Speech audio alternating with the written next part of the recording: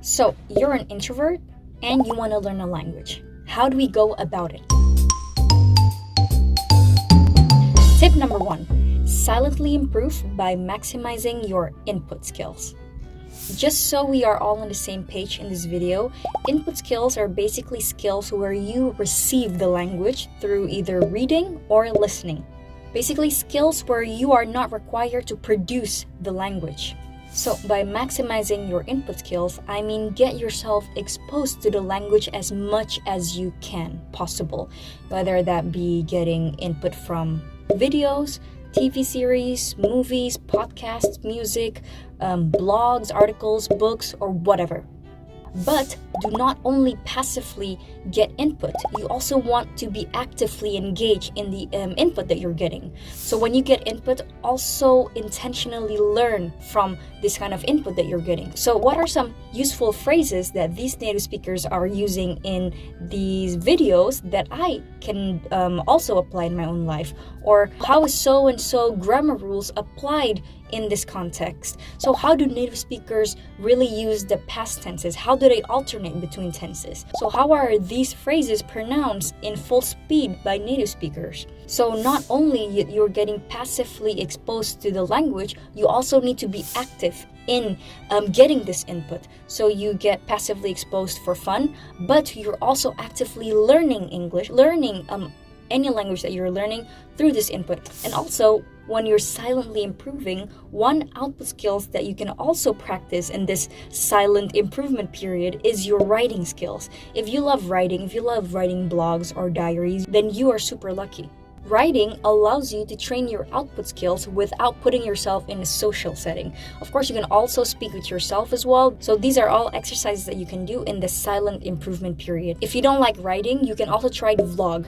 You can talk about your favorite TV shows. Maybe you can talk about your daily life, or maybe you can do a video essay about your favorite topic or anything like that. You can also do the same when you're writing. So the possibilities are endless for you to improve silently. Then once you have exhausted all of the options that you can do to practice silently, then we are slowly entering extrovert territory. So as introverts, this phase is probably a phase that you're going to dread the most, but it's inevitable. We have to put ourselves in a comfort zone. So what to do? So you want to put yourself out there, but remember to be gentle on yourself. First, find a setting that you're comfortable with. If the thought of speaking a foreign language in a social setting makes you sick, then you want to start with a one-on-one lesson, a private lesson where you can just be yourself and feel a little bit more comfortable with a teacher that you like. So go on with a private lesson to build that confidence little by little, but also be aware that private lessons, it's not enough.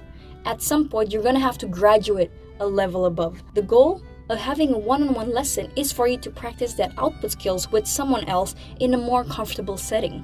If, as an introvert, you start off by speaking in a group setting, more often than not, you're going to get paralyzed, you're going to get frozen. First, because you're probably not very familiar with the language yet, so you have to think too much about what phrases to use, or you're just going to have to activate your output skills. So that is kind of like a technical block by itself.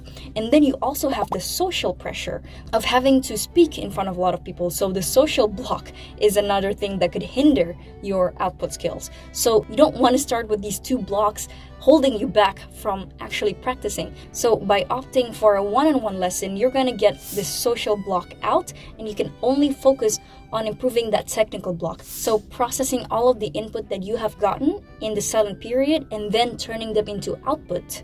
And then once you have gotten comfortable speaking English or any other language that you're learning in a one-on-one setting, it's time to move up a level, and that would be moving on to speak in a group setting. Maybe a group lesson in your target language. But again, be gentle on yourself. Maybe as a start, you want to start speaking in a social setting online so that you can still speak in a social setting without having to get out of your house, without having to get out of your room. You're just going to stay comfortable in your room, but then still in the social setting, you know?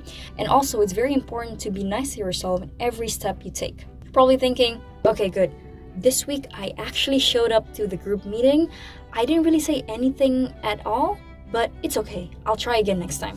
And then the week after, you can challenge yourself a little bit more than that. Okay, I may not have contributed a lot, but I answered a question today. Okay, that's a small achievement. And then the week after, give yourself a little bit more pressure.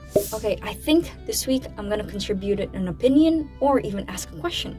Doing this will slowly expand your comfort zone without being too hard on yourself. With this, slowly you will gain the confidence to be able to speak in a group setting little by little. And then who knows, finally, you will probably reach the stage where you are actually ready to put yourself in a social setting offline by speaking your target language.